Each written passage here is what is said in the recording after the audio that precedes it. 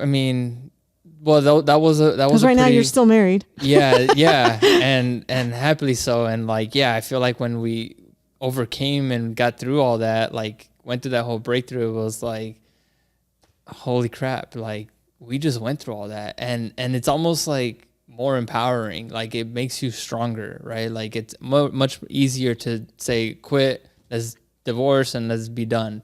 Yeah. Much easier to do that, although that's also a hard choice. Yep. But it is Choose much your harder. hard. Yep. Yeah, it's much harder than to continue on, because continuing on, it makes you point back at yourself. Like you have to take responsibility and accountability for what is being created, right? That lived experience.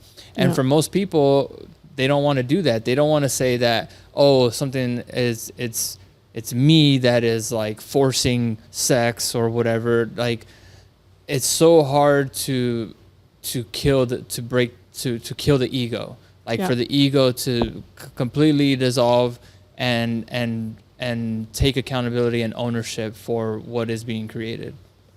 Would you agree that like the helplessness, like initially before you kind of had the big breakthrough, but like I know most women I talk to, like they feel like you were saying you felt broken, like Nettie didn't love you, or that she was broken, but for whatever reason, it still felt about you at first. And then it was all about blame. Because again, ego protecting itself.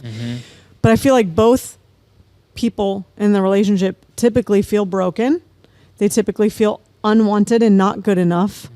They typically feel like, and I think the helplessness that can scarily turn into hopelessness is the not understanding the gap.